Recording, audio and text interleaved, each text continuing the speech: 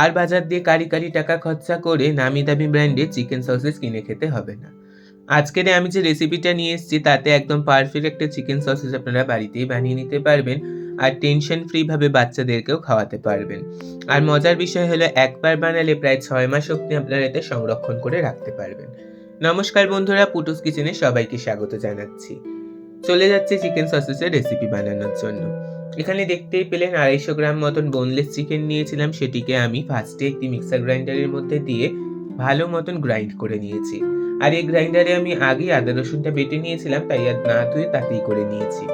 Grind হয়ে আসার পরে তারপরে দিলাম 1.5 টেবিল চামচ মতন আদা রসুন বাটা, 1 চা চামচ গোলমরিচের গুঁড়ো, সামান্য পরিমাণে একটু নুন, চিনি, একটু ভিনিগার, যাতে এটা বেশি দিন সংরক্ষণ করে রাখা যায় আর চিকেনের কোনো আষ্টে গন্ধও না হয়।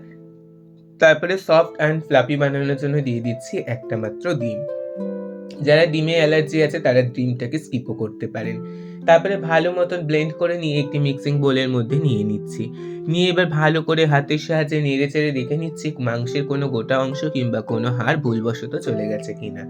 তাহলে কিন্তু যদি কোনো হাড় থেকে থাকে পরবর্তীতে যদি গলায় বাঁধে, সেই জন্য আমরা এখনই দেখে নেব ভালো মতন। দেখুন আমার একটা এরকম কচকচি অংশ ছিল যেটা চিকেনের থাকে, সেটা ছিল, সেটা আমি বাদ দিয়ে দিলাম। এবার এর মধ্যে একে একে কিছু বেসিক মশলা আমরা অ্যাড করব। ফার্স্টেই আমি এখানে দিয়ে দিচ্ছি 1 টেবিল চামচ মতন চিলি ফ্লেক্স। আপনারা যদি বাচ্চাদের জন্য বানিয়ে থাকেন তাহলে কিন্তু চিলি ফ্লেক্সটা অ্যাভয়েডও করতে পারেন। গোলমরিচটা অল্প হলেও দেবেন, তাহলে একটা সুন্দর সেন্ট আসে।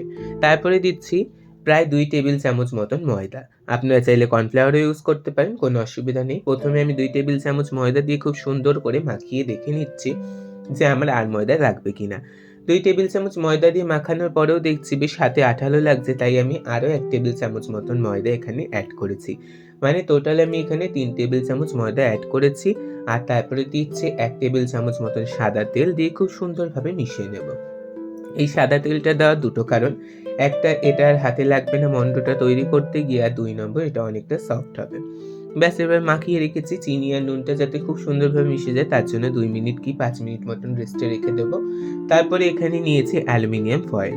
অনেকে পলিথিন প্যাকেটে বা ক্লিন র্যাপে করেন, কিন্তু আমি সেটা স্বাস্থ্যসম্মত মনে করি না, কারণ প্লাস্টিকের সাথে ফোটানোটা আমার কাছে কেন জানি না ভালো লাগে না, তাই আমি অ্যালুমিনিয়াম ফয়েল ব্যবহার করেছি।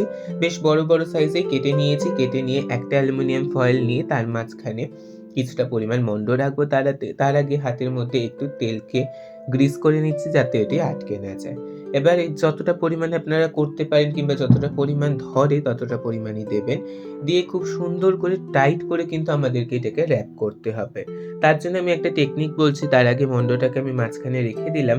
রেখে দিয়ে একদম মাঝখানে রাখবেন অ্যালুমিনিয়াম ফয়েলের। তারপরে যে বাড়তি অংশটা রয়েছে ফার্স্টে একদম ঢেকে দেবেন। যাতে একটা ফয়েল দিয়ে আমরা দুবার মানে ডবল র‍্যাপ করতে পারি জিনিসটাকে। দেখুন আমি কিভাবে করছি সেটা আপনাদের দেখে বুঝতে হবে। বলে হয়তো সেরকমভাবে বোঝানো সম্ভব নয়, তাও চেষ্টা করছি। এরকমভাবে সম্পূর্ণ চাপা দিয়ে তারপরে যেরকম ক্যান্ডি র‍্যাপ করে সেরকম গোল করে র‍্যাপ করে নিয়ে দুটো যে সাইড রয়েছে সেই দুটো সাইডকে খুব সুন্দর করে আমাদেরকে সিল করতে হবে। যেরকম এক্লেয়ার্স লজেন্স আমরা ছোটবেলায় খেতাম না? সেরকমভাবে আমাদের এটাকে সিল করতে হবে।